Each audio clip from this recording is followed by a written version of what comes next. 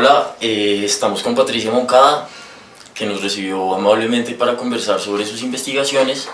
Esta grabación y estas entrevistas hacen parte de una serie de charlas que queremos tener con investigadores de la facultad que trabajan temas que tienen que ver con el acuerdo y la implementación de los acuerdos y el postacuerdo. Muchas gracias, Patricia, por recibirnos, y si quiere empiece contándonos de la historia del Observatorio de Tierras y de la trayectoria y el trabajo en general.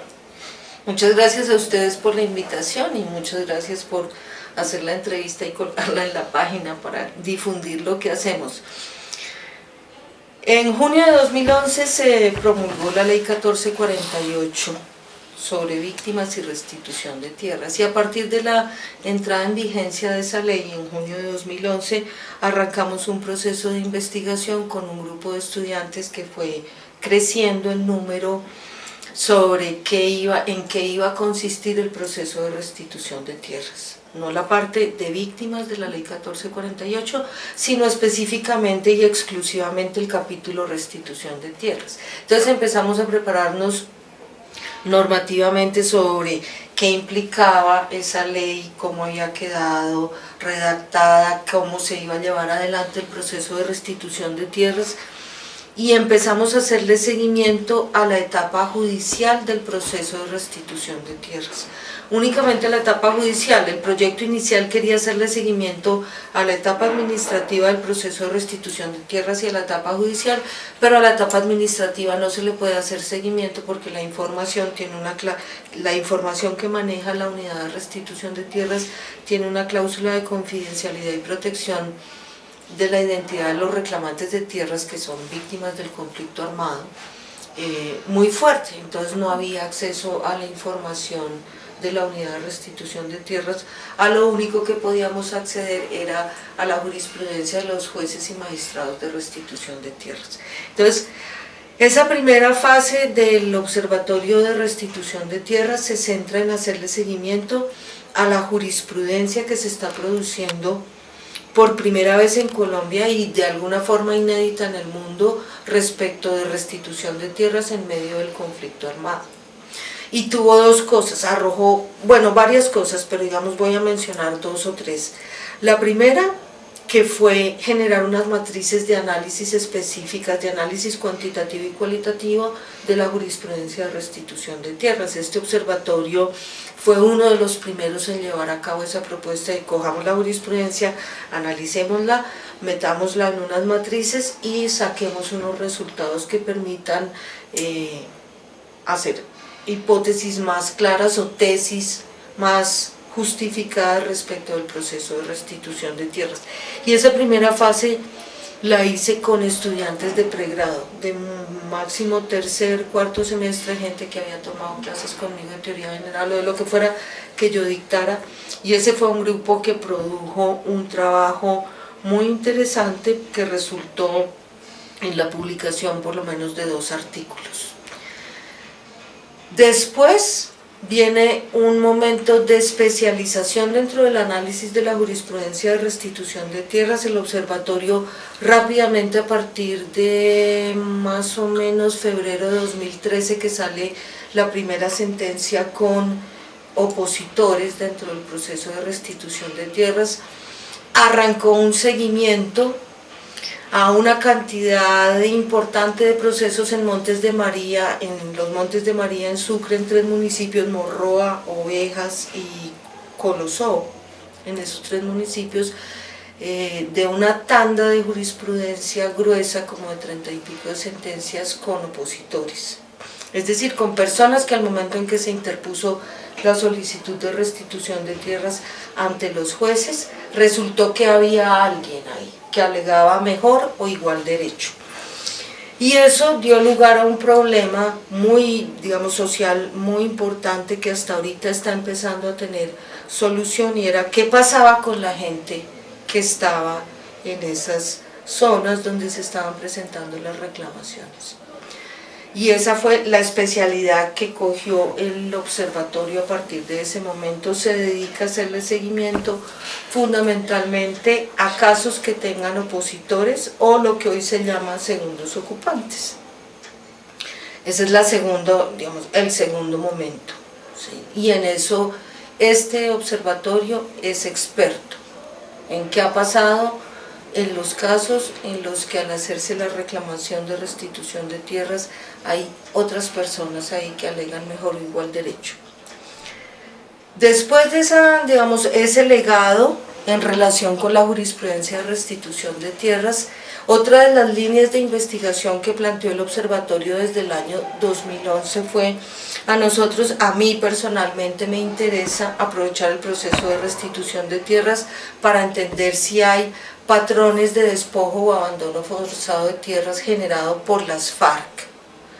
No, pues digamos, por los paramilitares, pues digamos, eso tiene una serie de investigaciones y de respuestas, pero había muy poca investigación respecto de la pregunta cómo las FARC han afectado en Colombia los derechos de propiedad en el marco del conflicto armado, y ese es el segundo foco de investigación clarísimo del Observatorio de Restitución de Tierras, que ya tiene también, digamos, unas conclusiones iniciales a partir de lo que ha sido el proceso de restitución de tierras. ¿Cuál es el techo que tiene eso?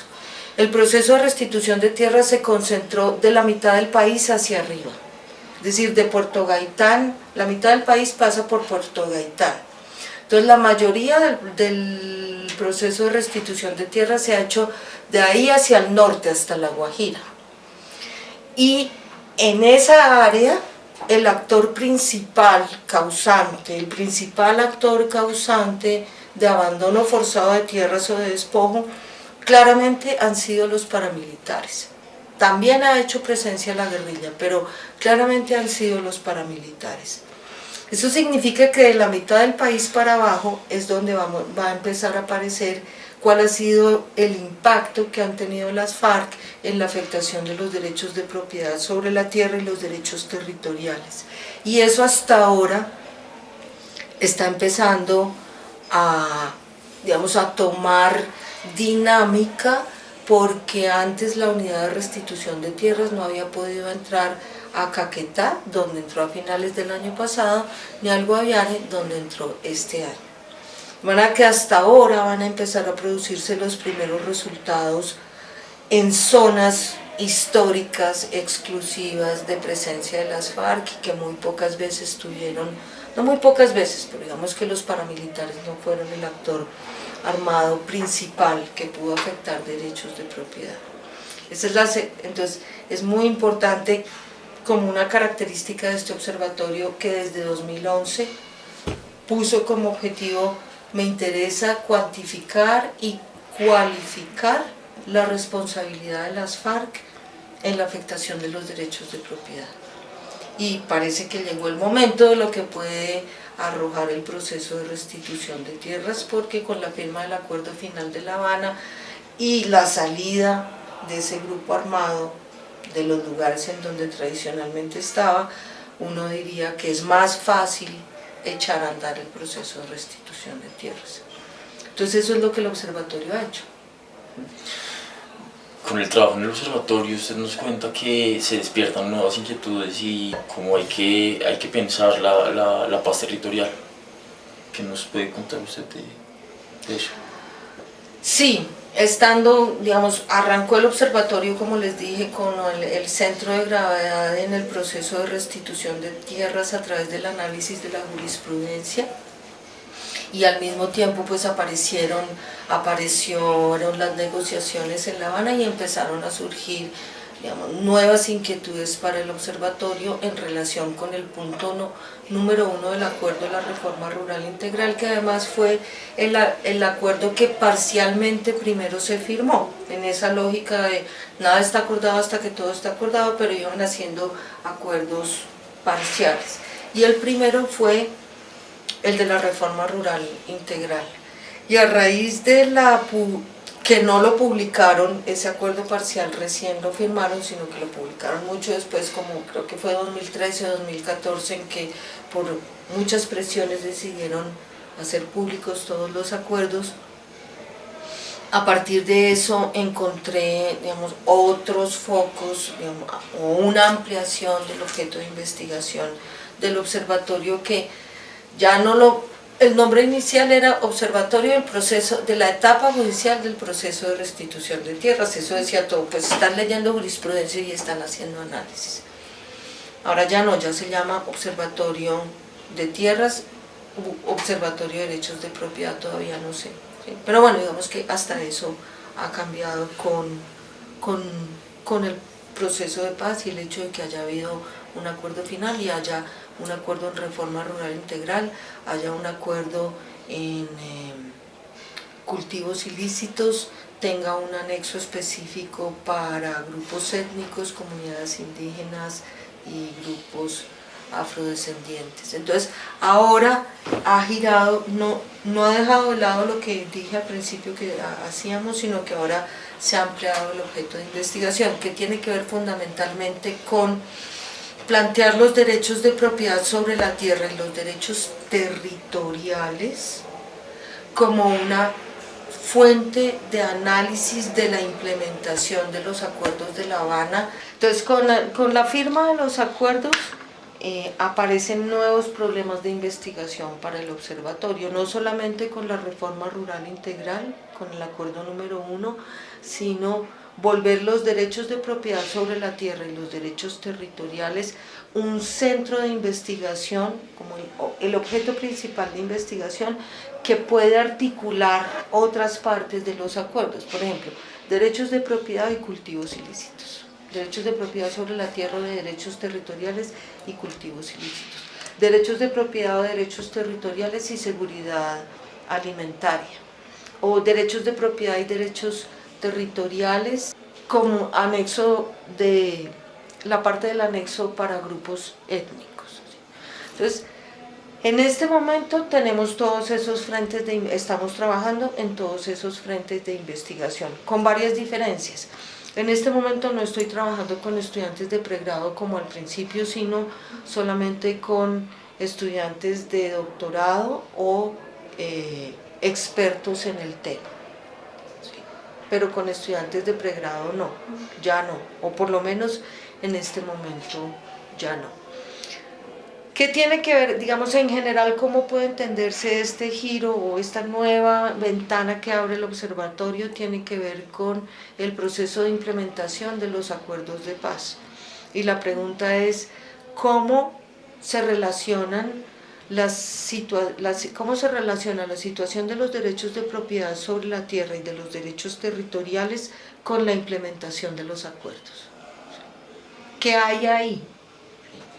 Y aquí yo parto de una premisa que es de la que partió en 2011 el observatorio. Yo entiendo la clarificación, la formalización y el aseguramiento de los derechos de propiedad sobre la tierra o de los derechos territoriales como un elemento que forma parte del proceso de formación del Estado moderno, entendiendo por Estado moderno que haya uno solo que tiene el monopolio legítimo de la fuerza, de la creación y la aplicación del derecho y de la tributación.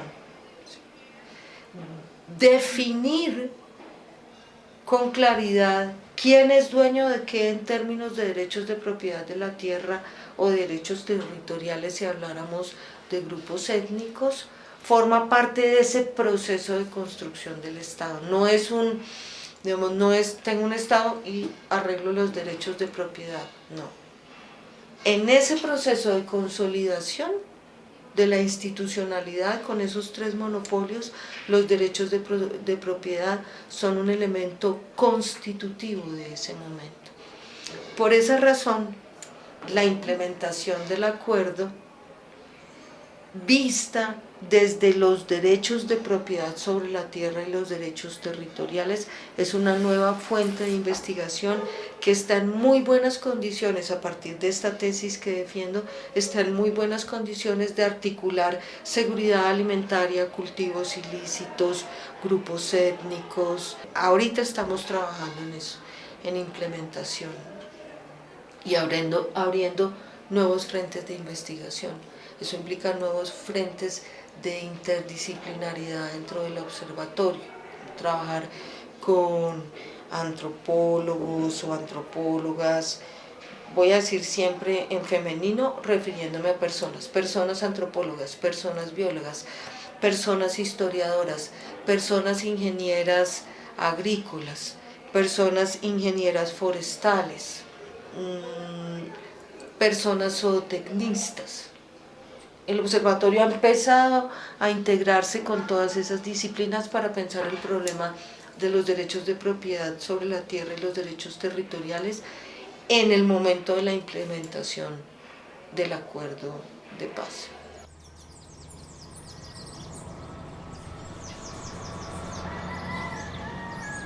Aparte de la investigación en sí, digamos que el interés propio por los derechos de propiedad y los derechos territoriales, usted nos ha contado que existe también una pregunta por cómo la facultad hace presencia material en los territorios y cómo pedagógicamente también ir a los territorios tiene un fin para los estudiantes y para la enseñanza del derecho. Ajá. ¿Qué nos puede contar? Ese es el otro frente en el que estoy trabajando ahorita, ya hace por lo menos desde un año o un año y medio, y este es un trabajo conjunto con el Centro de Estudios de la Orinoquía de la Universidad de los Andes. Tengo un proyecto de corto, mediano y largo plazo respecto de la regionalización de la Facultad de Derecho, y por regionalización lo que entiendo es efectivamente, materialmente, físicamente, tener presencia en distintos lugares. ¿Cuáles son los lugares que a mí me interesan? Los lugares que a mí me interesan son toda la zona que iría desde Arauca hasta el Caquetá.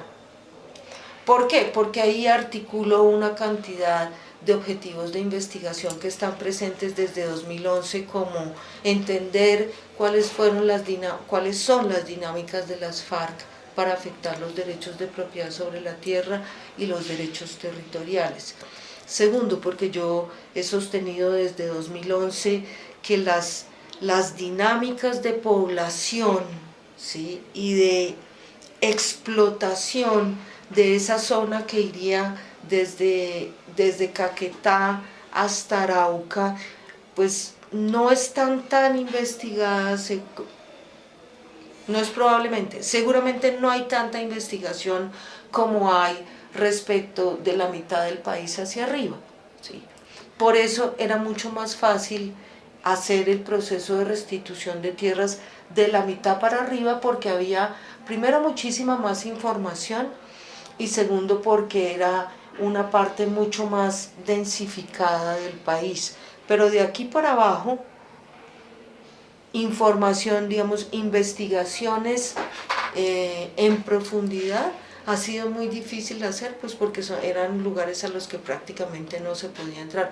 Claro, usted tiene gente, no voy a desconocer trabajos tan importantes como los de Alfredo Molano, por ejemplo, no voy a desconocer trabajos de investigación que ha hecho la Universidad de los Llanos, la Universidad de la Amazonía y grupos de investigación, pero no hay tanto conocimiento respecto de esa zona del país como si lo hay de la mitad para arriba. Entonces el proceso de regionalización está geográficamente ubicado en toda esa región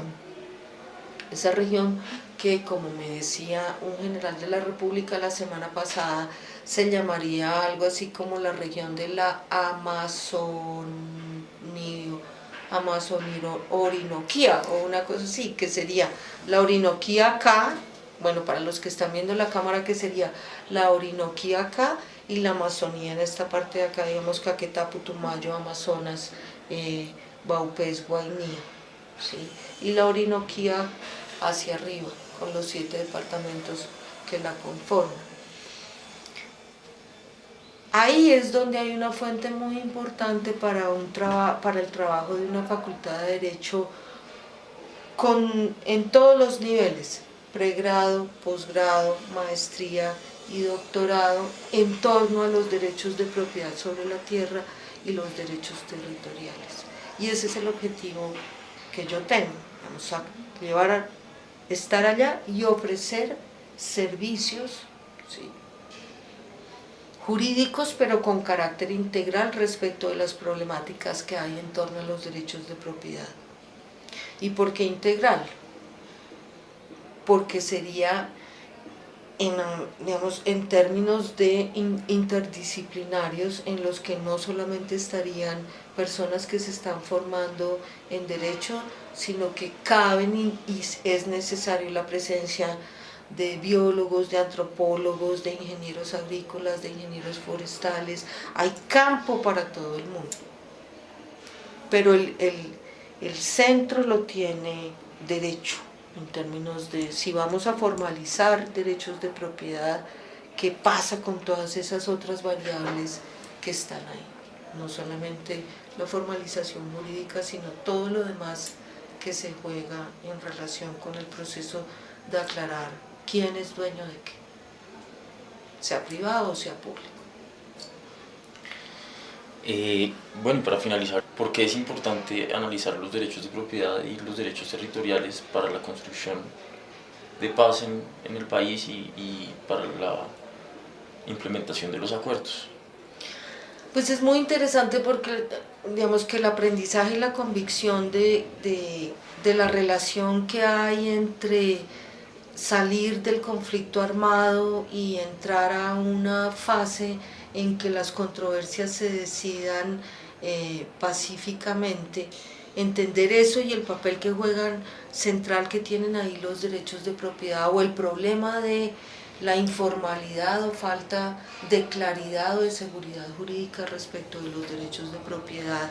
En dos casos emblemáticos de las investigaciones de este observatorio me permitieron con toda certeza hacer esa reflexión. Una, que es el problema que surgió al hacer el análisis de la jurisprudencia de restitución de tierras, cuando alguien hace una solicitud, una demanda judicial de restitución de tierras y allá hay otra persona. En muchos casos, restituir es una fuente de conflicto que puede llegar a ser y ha sido conflicto armado ahora entre esos dos sujetos y con el Estado. Eso fue lo que me enseñó el análisis de la jurisprudencia de restitución de tierras en los Montes de María, específicamente en el departamento de Sucre, en los 3 municipios de los que les hablé, Morroa, Ovejas y Colosó. Llegó el proceso de restitución de tierras, llegó el Estado, llegaron las instituciones, y aún así, al hacer valer, ¿sí?, la aplicación de la ley y la llegada del Estado y la clarificación de los derechos de propiedad, surgió un movimiento muy importante liderado por la NUC de Sucre contra la aplicación de la ley 1448. Ese movimiento empieza a surgir en febrero de 2013, cuando sale la primera sentencia de restitución de tierras con opositor, que fue allá en Morroa, contra un señor Jaime Flores Borja, un matrimonio. Ella se llama Olis algo Canchila y el compañero no me acuerdo cómo se llama.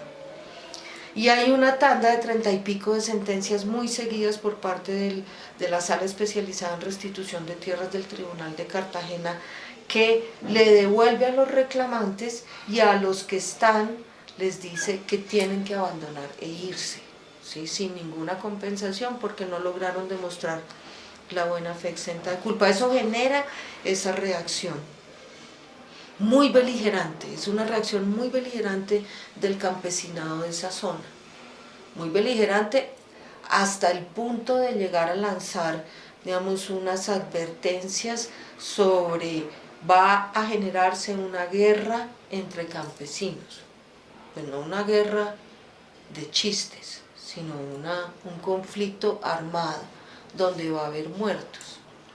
Entonces, esa es la primera, digamos, la primera certeza que arroja la investigación. Clarificar derechos de propiedad puede dar lugar, puede reeditar el conflicto armado. Los foros que hice en esa época se llamaban justamente así. El proceso de restitución de tierras es un espacio para reeditar el conflicto armado a raíz de ese problema. Entonces ahí fue el primer campanazo. El otro campanazo, ¿cuál fue? En este esfuerzo por regionalizar la facultad del año pasado hice 2 foros sobre leysidres y baldíos, uno en la Primavera Bichada y otro en Paz de Ariporo Casanare, abiertos al público, y el público tuvimos más o menos 500 asistentes en ambos foros. Entre esos 500 asistentes hay personas de todos los patrimonios y de todas las características y de todas las opciones políticas. Y la pregunta central era, ¿el Estado nos va a quitar la tierra? La problemática ya en esos departamentos de la Orinoquía tiene que ver con si las personas que están allá hace 2 o 3 generaciones están sobre baldíos y los van a perder, o les van a respetar esa propiedad que no ha sido formalizada a través de la ley 160 de 1994, que es la que define quién puede hacerse a un baldío o no. Y era igualmente, beligerante y evidente el descontento de esas personas en esos lugares, en el sentido de, es increíble que el Estado, que nunca estuvo acá, ahora va a venir a decirme a través de una resolución que yo tengo que desocupar e irme con una mano adelante y otra atrás. Ahí puede haber, ahí hay muchas cosas, hay con seguridad que hay despojadores y desplazadores, pero también hay gente que ha estado cultivando la tierra y saliendo adelante a través de generaciones sin tener nada que ver con el conflicto armado ni con conductas como desplazamiento forzado o despojo. ¿Qué va a hacer el Estado?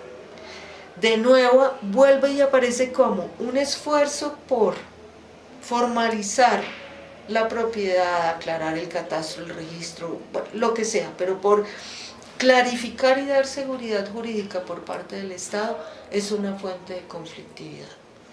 Esas 2 cosas me llevaron a plantear un proyecto de investigación que está financiando la universidad, que se llama Paz Territorial y Derechos de Propiedad sobre la Tierra.